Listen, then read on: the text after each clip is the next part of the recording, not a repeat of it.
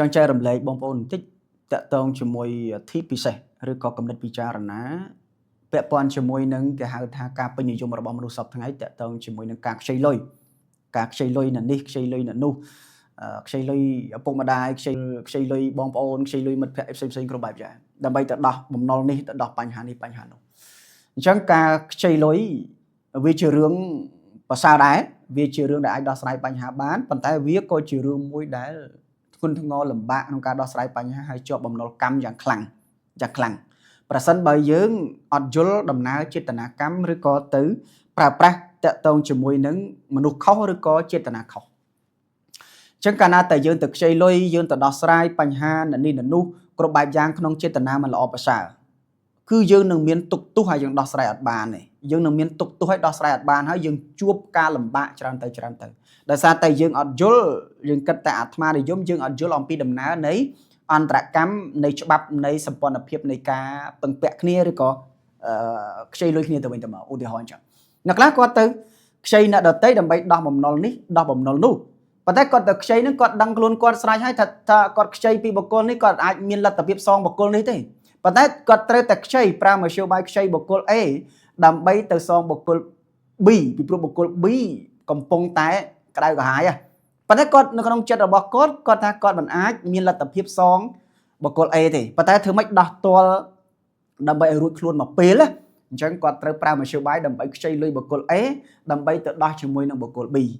សំណួរសួរថាអាស្ថានភាពចេតនាផ្លូវចិត្តដែលខ្ចីលុយអ្នកដទៃឬក៏ពឹងពាក់អ្នកដទៃហើយយើងប្រើមធ្យោបាយកលមយានុចិត្តផ្សេងដើម្បីតែទៅដោះមកពេលដើម្បីឲ្យយើងរួចខ្លួនមកពេលពជាពេលមកពេលហើយទាំងចិត្តយើងខាងក្នុងដឹងថាដោះមិនបាន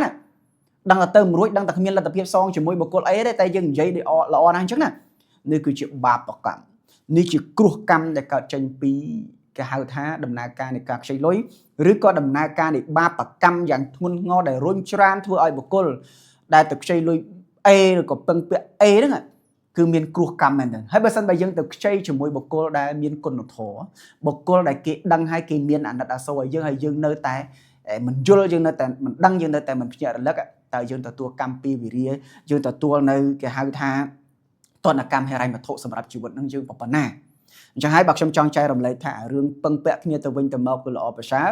ប៉ុន្តែសំណួរសួរថាតើពេលដែលយើងទៅពឹងពាក់យើងទៅឲ្យនរណាជួយយើងតើយើងក្នុងចេតនាអីក្នុងចេតនាអញនិយមក្នុងចេតនាអាត្មានិយមក្នុងចេតនាដោះខ្លួនឯងដើម្បីគេពាក់ព័ន្ធឬមិនអញ្ចឹងយើងគ្រាន់តែប្រាប់ការពិតសម្ដែងចេញអំពីការពិតដោយចេតនាល្អប្រសើរទោះបីរូបភាពណាក៏ដោយក៏មិនខុសឆ្គងដែរ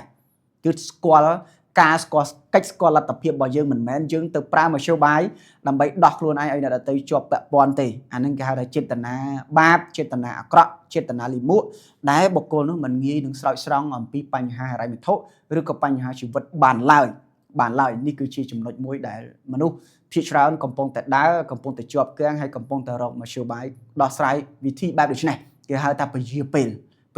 ក្នុងការគិតពជាពេលក្នុងការដោះក្នុងចេតនាមិនល្អប្រសើរតែតាមការពិតគ្រោះថ្នាក់ធ្ងន់ណាស់អញ្ចឹងយើងអាចត្រិះរិះពិចារណាបានមិនមែនថាបងប្អូននឹងខ្ចីគេខ្ចីឯងទេខ្ញុំចង់និយាយតែលើកឡើងជារួមដើម្បីយើងត្រិះរិះពិចារណាដើម្បីឲ្យបានចំណេះដឹងយល់ដឹងអំពីដំណើរការកាត់ទោសដំណើរការកើតពីការពឹងពាក់គ្នាដោយមិនល្អប្រសើរនៅក្នុងលំហូរសាច់ប្រាក់ឬក៏ការខ្ចីគ្នាទៅវិញទៅមកដែលនាំឲ្យមានកម្មពីវិរិយនាំឲ្យលំបាកលឺដើមនៅក្នុង process ទាំងអស់ហ្នឹងគឺពាក់ព័ន្ធជាមួយផ្នែកទាំងអស់ហ្នឹងហើយសង្ឃឹមបងប្អូនយល់ទាំងអស់គ្នាហើយយកទៅប្រើប្រាស់នៅក្នុងដំណើរល្អប្រសើរដើម្បីរីកចម្រើននៅក្នុងផ្នែកហិរញ្ញវត្ថុ